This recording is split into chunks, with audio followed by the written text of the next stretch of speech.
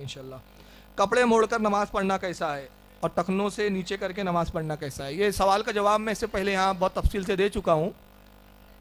کپڑے موڑ کر نماز پڑھنا مکروہ تحریمی ہے، اس سے نماز واجب الاعادہ ہے، نماز نہیں ہوتی، دوبارہ اس نماز کا صحیح طریقے سے لوٹانا واجب ہے۔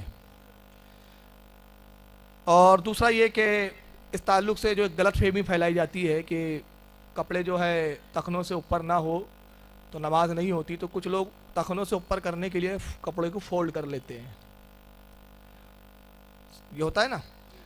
اور اس تعلق سے پھر ایک حدیث سناتے ہیں، کہتے ہیں کہ اللہ کے رسول کی حدیث ہے کہ وہ لباس جہنم میں ہے جو ٹخنوں سے نیچے ہو۔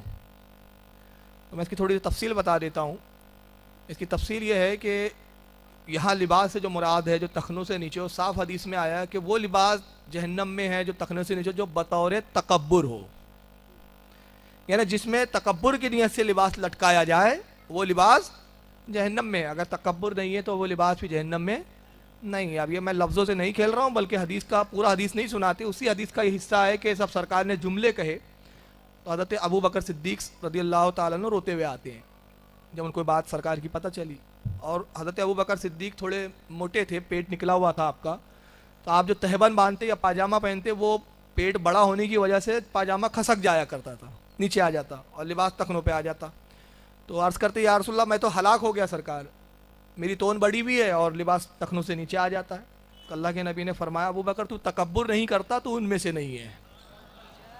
تو یہ حدیث نے واضح کر دیا کہ لباس کون سا تھا ہے ٹخنوں سے نیچے ہے جو تکبر کی نیت سے ہو، گھمنڈ کی نیت سے۔ اب یہ گھمنڈ کس اعتبار سے تھا ذرا سنیے، اس کا پس منظر کیا ہے۔ جب مسلمان اسلام میں داخل ہوئے لوگ کفار، تو بہت سارے اس میں غریب تھے، غربا پہلے اسلام میں آئے، تو وہ یہ کہ ان کے پاس لباس تھا نہیں ٹھیک سے۔ بعض مسلمانوں کا یہ حال تھا کہ تہبند پہنا ہے تو پیٹ کھلا ہوا ہے، اور پیٹ اگر ڈھانپنے جائے تو شرمگاہ کھل جائے، تو اور پھر وہ بھی اتنے چھوٹے لباس ہوتے تھے کہ ٹخنوں سے اوپر گھٹنوں تک ہوتے تھے، وہ غربت کا یہ عالم۔ تو ابو جہل نے یہ کیا کہ ایک بہت بڑا جھبا تیار کیا جس کو 3-4 لوگ جھبا پکڑ کے چلتے تھے ساتھ میں اس کے۔ تو ابو جہل نے کہا کہ مسلمانوں کو تانا دیا، اس نے کہا کہ اے مسلمانوں دیکھا تم جس رب کو مانتے ہو، جس رب کا کلمہ پڑھتے ہو، اس رب نے تمہیں کیا دیا سوائے مفلسی کے، غربت کے، اور دیکھو میرے لات و حبل نے مجھے کتنا نوازا ہے۔ تو اللہ کے نبی نے فرمایا وہ لباس جہنم میں ہے جو تکبر کی نیت سے ٹخنوں سے، بات سمجھ میں آ گئی؟ یہ ہے۔ اس کے برعکس بخاری شریف کی حدیث ہے یہ کہ اللہ کے رسول فرماتے ہیں پروردگار عالم نے مجھے 3 چیزوں کا حکم دیا، اور تاکید کی بار بار کہ محمد یہ 3 چیزوں پہ آپ سختی سے عمل کیجئے۔ سرکار فرماتے ہیں مجھے رب نے پہلا حکم یہ دیا کہ جب میں نماز کی حالت میں ہوں تو اپنے بالوں سے نہ کھیلوں، نماز پڑھتے ہوئے اپنے بالوں کو نہ کھجاؤں، مجھے یہ حکم دیا۔ سرکار کہتے دوسرا، اور مجھے رب نے حکم دیا کہ جب میں سجدہ کروں تو 7 چیزوں پر میں سجدہ کروں۔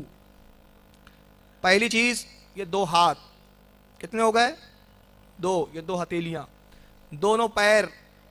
اور پھر علماء نے اسی حدیث کی روشنی میں مسائل اخذ کیے، کہا کہ انگوٹھے کا پیٹ ٹکنا دونوں یہ فرض ہے، پھر 2 انگلیوں کا ٹکنا یہ واجب ہے، اور پھر پوری انگلیاں ٹکنا یہ مستحب اور سنت ہے۔ تو انگوٹھا یہ پورا پیٹ ٹکنا چاہیے، صرف ایسا بہت سارے لوگ ایسی سیدھا پیر رکھتے ہیں سجدے میں جب جاتے ہیں، تو وہ پورا پیر ایسا پیٹ ٹکنا چاہیے اس کا۔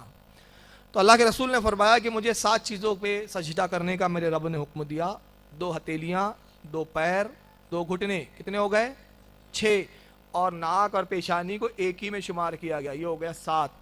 اب کچھ لوگوں کے یہاں لگا ہوا دکھتا ہے آپ کو وہ چاند کیا وہ عجیب ہی دکھتا ہے، تو سجدہ نہیں ہوتا ان کا، اور سجدہ نہیں ہوتا تو نماز ہی نہیں ہوتی، صرف ٹکرے مار رہے ہیں خواہ مخواہ۔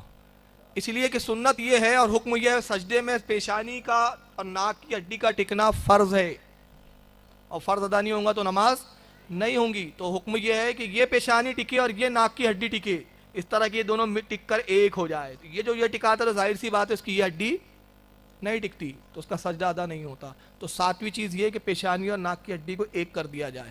اور تیسرا فرماتے ہیں کہ اللہ کے رسول میرے رب نے مجھے سختی کے ساتھ حکم دیا کہ جب میں نماز کے لیے آؤں اور نماز پڑھوں تو کپڑوں کو نہ سمیٹوں، کپڑے کو، اب یہ آپ نے جو پائچے موڑے یہ کیا ہوا؟ سمیٹنا، تو اس سے نماز گئی مکروہ تحریمی، تو الٹا آپ گئے تھے۔ اب رہ گئے کہ رسول اللہ نے جو کہا، جو حدیث پیش کرتے ہیں یہ کہ وہ لباس جو ٹخنوں کے نیچے، میں ان کا ترجمہ کر رہا ہوں، تکبر لفظ نہیں کہوں گا کیونکہ تکبر کا لفظ چھوڑ دیتے ہیں۔ جو لباس تخنوں سے نیچے ہے وہ جہنم میں سے. تو میں کہتا ہوں رسول اللہ نے یہ حدیث میں کہاں فرمایا کہ سرکار نے کہا ہو کہ وہ لباس جو نماز کی حالت میں تخنوں سے نیچے ہو وہ جہنم میں ہے؟ یہ نہیں ہے، بلکہ حکم مطلقاً ہے، یعنی ہمیشہ جو لباس پہنے وہ تخنوں سے اوپر پہنو. تو اب نماز میں آپ جا رہے ہیں، فجر کی 2 رکعت فرض ہے اور سنت بھی پکڑ لیں، آدھا گھنٹہ پکڑ لیں فجر کے لیے، آدھا گھنٹہ ظہر کے لیے، آدھا گھنٹہ عصر کے لیے، آدھا گھنٹہ مغرب، آدھا گھنٹہ عشاء، 2.5 گھنٹے، 12 گھنٹے اگر آپ چل رہے پھر رہے ہیں اور 12 گھنٹے میں آپ سو رہے ہیں گھر میں ہیں، تو 12 گھنٹے میں 2.5 گھنٹے نکالے تو کتنے بچے؟ کتنے بجے؟ 9.5. تو 9.5 گھنٹے تو آپ کا لباس جہنم میں لٹک رہا ہے، 2.5 گھنٹے بچا رہے ہیں آپ پھر. تو حکم یہ، اس کا مطلب یہ نہیں ہے، بلکہ حکم یہ ہے کہ مطلقاً ہمیشہ ویسی لباس پہنے آپ. اب اگر بالفرض کوئی لباس اتنا لمبا تخنوں سے اوپر نہیں پہنتا، نیچے ہے اور تکبر نہیں ہے تو جائز ہے. اب یہاں مسئلہ سن لے، کوئی لباس ایسا پہنتا ہے کہ تخنوں سے نیچے ہے مگر تکبر نہیں ہے تو جائز ہے. مگر کوئی لباس قیمتی کپڑوں کا پہنتا ہے، تخنے سے اوپر ہے، لباس پہ گھمنڈ تکبر کر رہا ہے تو وہ حرام ہے. مسئلہ یہاں تکبر کو لے کر ہے، لباس کے چھوٹا بڑا ہونے سے کچھ بھی نہیں ہے. اور تیسری بات اس کے اندر اہم یہ ہے کہ تخنوں کا جو معاملہ آیا ہے، لباس کا تخنوں سے نیچے ہونا چاہیے. اگر آپ لباس تخنوں سے نیچے پہن رہے ہیں اور تکبر نہیں ہے تو آپ ثواب کے مستحق بھی نہیں اور گناہ کے بھی مستحق نہیں ہیں، کیونکہ تکبر نہیں پایا گیا. اور اگر آپ سنت کی نیت سے تخنوں سے اوپر پہنتے ہیں تو آپ سنت کا بھی آپ کو ثواب مل جائے گا. تو سنت پر عمل کرے. اچھی بات ہے کہ اگر تخنوں سے اوپر پہنے اور علماء پہنتے بھی ہے تو سنت کا ثواب ملے گا. اگر بالفرض نہیں پڑھتے تو گناہ نہیں ہے مگر سنت کے ثواب سے محروم رہیں گے. تو سنت کا ثواب لے. واللہ عالم ثم رسول عالم.